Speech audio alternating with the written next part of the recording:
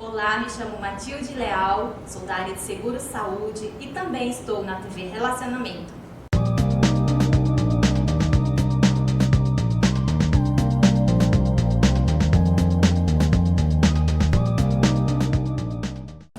Olá, internautas! Iniciamos mais um programa Gestão Executiva e hoje nós temos a honra e o privilégio de conversar com um profissional da área de saída, Dr. Ari Nazi. Doutor, muito obrigado, viu? Obrigado, gratidão. É um prazer estar aqui com vocês. Perfeito. Doutor Ari, conta um pouquinho para os nossos internautas onde você nasceu, tá? Um pouquinho da sua trajetória profissional e a grande dúvida dos internautas, principalmente aqueles que estão no último ano de ensino médio, é a escolha da carreira. Sim. Como que aconteceu? Já era família de médicos? Foi influência de alguém? Em que momento da sua vida que falou assim, eu quero seguir o caminho da medicina? Então, é uma pergunta legal. Eu nasci na cidade de São Paulo em 1957, e no bairro Cambuci, e tinha muito mato naquela época, né? Ali tinha muito enchente ainda. Tinha enchente lá lá? do Rio Tamanduá, Entendi, enchia. Aliás, foi o motivo de nós termos saído de lá, foi o motivo de uma grande enchente que aconteceu. Nós mudamos para um bairro mais alto que era o Ipiranga. Eu sempre estudei escolas públicas. E era excelente, eu também estudei também. Naquela época já não era tanto, mas era o que a gente podia, né? Primário, ginásio, colegial, e depois entrei na USP, na Faculdade de Medicina, ou seja, sempre no ensino público. E a minha vocação para a medicina surgiu com um tio do meu pai, na verdade, que era um médico de uma cidade pequena no interior, noroeste de São Paulo, do estado, chamado Getulina. Ele era o único médico dessa cidade. Puxa vida. Ele era mais importante que o prefeito. Com certeza. E era o mais conhecido, né? Com certeza. E nós íamos passar férias lá com certa frequência, aliás, todas as férias, eu via ele trabalhando, né? Então ele trabalhava à noite, trabalhava o dia, fazia pequenos procedimentos. E você viu o seguinte, a disponibilidade dele, e aquela parte humanizada, né? Não tem aquele negócio de falar assim, olha, doutor, apareceu 11 horas da noite. Atendia. Não tem aquele negócio de falar, não, eu vou jantar primeiro, eu vou almoçar primeiro. Na verdade, ele tinha um consultório, né? As pessoas sabiam onde o doutor morava, né? Que era o principal da cidade. Então, a hora que apertava as tocava a campainha, ele atendia lá mesmo. Era muito interessante que era uma cidade pequena, região da agricultura. Naquela época ele recebia pagamento, sim, bezerro, galinha, peru. E a caça de banana. Na casa dele, do lado, tinha um terreno grande onde ele punha toda essa bicharada que ele ganhava. Entendi. E depois do tempo ele comprou uma fazenda para guardar as coisas. Mas o bacana é o lado humanista dele, né? Ele era muito voltado nessa área. E também outras cidades próximas, assim, bem próximas também, aproveitavam e iam para lá também, né? Eles diziam que quando o doutor mandava, a cidade maior, mais próxima, era Linz, que era uma cidade maior. Isso, que tinha até faculdade já, né? Naquela época não sei se já não, acho que não tinha, não. Olha como o ensino é novo. Eu não lembro de medicina, mas, por exemplo, a primeira turma de administração do país é 1965. A primeira turma de psicologia é 1968. É tudo novo. Recente. E o doutor, quando encaminhavam para Linz, as pessoas já sabiam que era um caso muito grave. E o resto ele recebia das cidades em volta, com e-mail, públicos, e atendia, e era bem legal. Um detalhe interessante desse tio, que também teve uma influência grande na minha carreira, ele estudou com Guimarães Rosa, na Universidade Federal Puxa, que de Minas bacana. Gerais. E provavelmente, depois da formatura, eles nunca mais se encontraram, né? Porque um foi para um lado, outro foi para o outro. Exato. Mas ele lia muito, então esse tio para mim foi uma influência grande na medicina e o Guimarães Rosa na literatura. Se me permite, claro. Por exemplo, em Tupi-Guarani, aquele bichinho que queima com fogo, nós chamamos de taturana. Sim. Né? Mas em Tupi-Guarani o certo é tatarana. Né? Tatá é fogo, é igual, por exemplo, boi tatá, é a cobra de fogo. Né? Então, aqui escreveu taturana, mas então tatá é fogo, irana é como se fosse fogo. Assim é a tradução. Né? O bichinho, o índio fala, como se fosse fogo, a gente chama de taturana. E o Guimarães Rosa achou tão interessante esse fato que ele escreveu sagarana, como se fosse uma saga. Ele inventou essa palavra.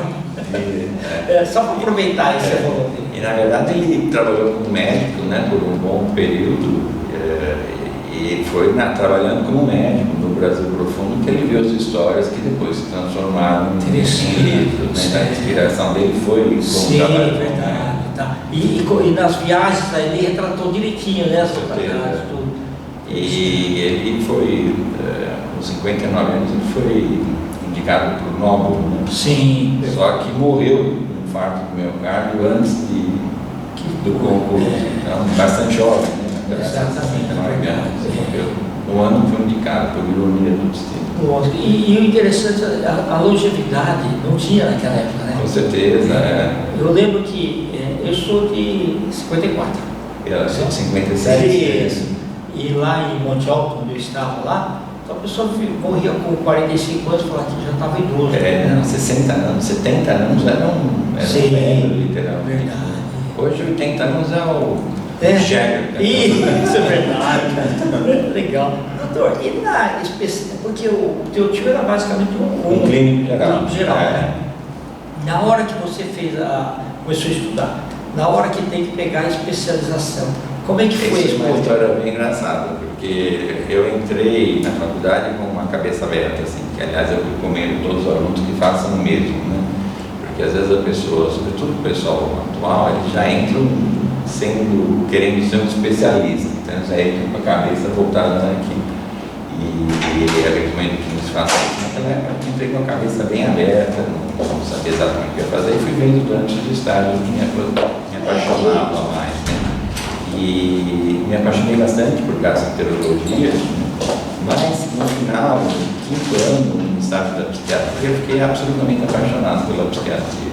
E aí eu fiquei em dúvida do que fazer entre gastroenterologia e psiquiatria, e essa história eu conto, as pessoas não acreditam, tinha que resolver como decidir, porque tinha que se inscrever num ou no outro, né? E eu queria cara falou melhor de 3.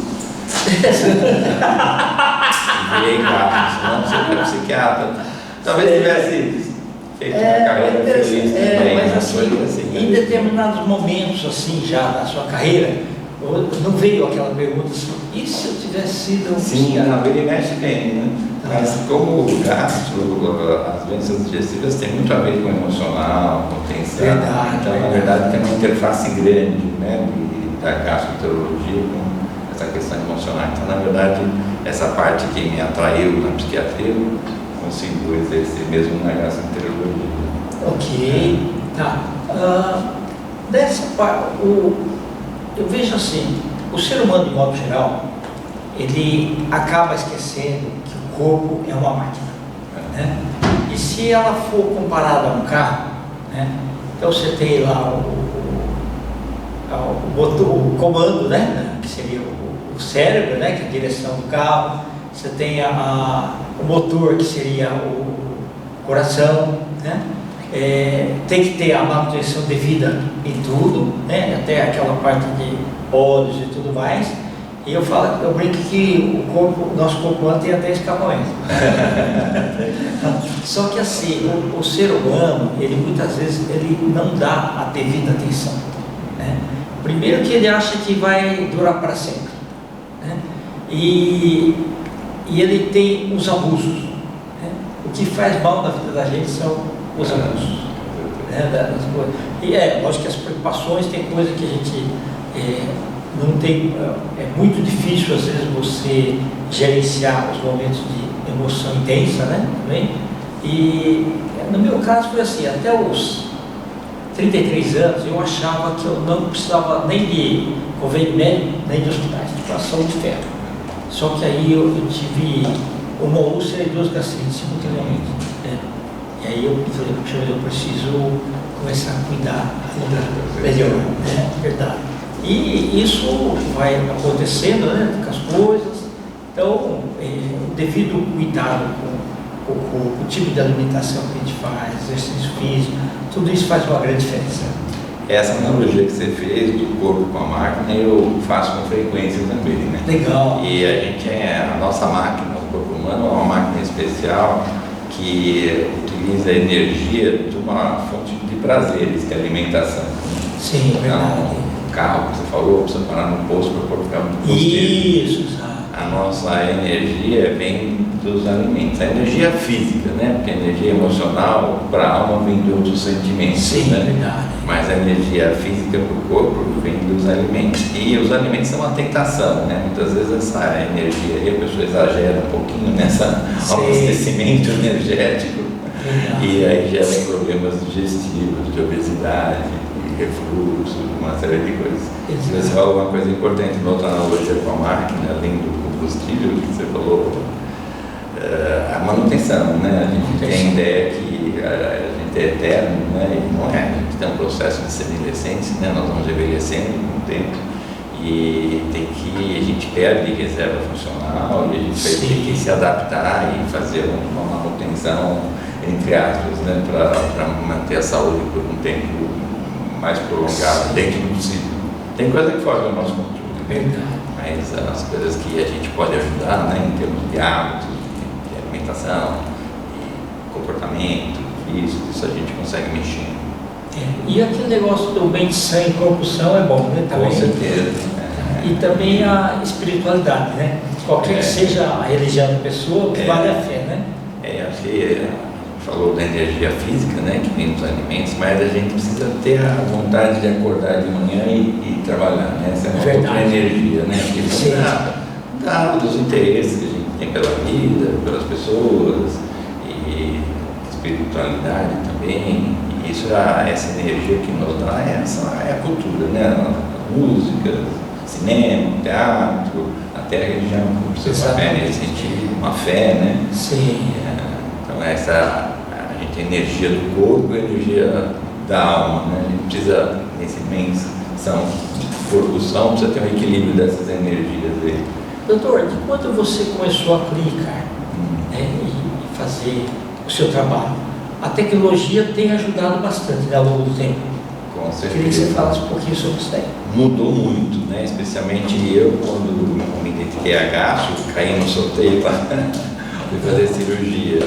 E isso, eu me formei em 81, então tenho mais de 40 anos, 43 anos de formado. Nessas 4 décadas foi uma mudança absolutamente radical na cirurgia, né? Naquela época se falava assim, grandes cirurgiões, grandes incisões, faziam incisões enormes, depois começaram a fazer as incisões menores, depois veio a cirurgia minimamente invasiva, né? Que você opera por vídeo assistido, né? Sim. Coloca câmeras, instrumentos e opera vendo um monitor, e mais recentemente o auxílio robótico, né? Então, 4 décadas num corte desse tamanho. A videolaparoscopia. E agora com a robótica. Mas, assim... E é uma junção muito grande, porque não é só a medicina que está ligada nisso, né? É medicina ligada à engenharia, tecnologia, física, que desenvolve os equipamentos, né, que dão esse avanço tecnológico, que faz com que a gente viva muito mais. Exatamente. Eu me recordo que em 89, antes, quando eu trabalhava numa estatal, a gente tinha exame de sangue, fezes, urina só uma vez por ano. E quando eu depois acabei indo para a American Express, aí eu fiquei até surpreso, porque eles pediram um monte de exames e me coletaram 8 tubinhos de sangue. Eu falei, nossa, para que não? O colesterol é uma máquina que lê, não sei o que, é outra máquina, e não sei o que, tal, aquelas coisas, né? Hoje a máquina já consegue ler tudo, né? Praticamente assim. Separa os tubinhos, né? Mas por conservação. Mas não precisa mais de 8, Está bem mais automatizado, né? Todo o processo médico e apoio, né? Melhorou bastante. Diagnóstico, terapêutico, né? Os tratamentos hoje tem doenças que a gente não conseguia tratar até um certo tempo, e agora você consegue tratar algumas delas, até neoplasias, né? A pessoa faz com que ela não morra mais em neoplasia, assim como aconteceu com a AIDS, né? A pessoa convive, mas não morre mais de AIDS. Com muitas neoplasias a gente consegue tornar uma doença crônica, e a pessoa convive com ela e sem morrer daqui. Mas ela consegue manter a qualidade de vida. Manter uma vida, manter teve um avanço grande. Doutor, uma última pergunta aí. Com relação ao que está vindo aí, inteligência artificial, o que você acha que vai melhorar? Isso acho que tem que ser usado com muito cuidado, né? Eu acho que a na minha área, eu trabalho com métodos diagnósticos, né, para ver refluxo e para ver a motilidade do esôfago. E essa, por exemplo, a motilidade do esôfago é um traçado gráfico que pode ser reproduzido e alguém pode entender aquela imagem, mesma coisa da radiologia. Então, sem dúvida, acho que esse recurso está chegando, algumas áreas já chegou de modo concreto, sobretudo na radiologia, e dentro em breve muitas outras áreas vão contar com esse recurso. Mas a gente, quando fala em inteligência, tem a ideia que tem uma autonomia nessa inteligência. Né? Essa inteligência é um apoio, como se fosse uma grande base de dados, mas a autonomia para esse sistema quem dá é o humano. É verdade. A interpretação disso aí é o humano. O direcionamento disso, mas sem dúvida é um instrumento que já chegou e no futuro vai ser mais presente na vida de todo mundo, não só na medicina. Verdade. Doutor, estamos nos instantes finais. Você pode deixar seus contatos? Instagram, rede social? Então, o Instagram é Nazi. Acho que não tem ponto. É Ari com Y Nazi. Nesse Instagram, eu não publico nada de medicina. Eu falo de literatura, de fotografia, de cinema, é bem variado. E o meu contato como médico é Ari com Y.Nasi, N-A-S-I, @HC, que é o Hospital das Clínicas, .fm, que é Faculdade de Medicina, .usp.br. Acho que depois vai na legenda, fica mais fácil. Doutor Ari, muito obrigado. Internautas, com os agradecimentos então a esse fantástico profissional, doutor Ari Dazi, nós finalizamos mais uma gestão executiva. Um grande abraço e até a próxima.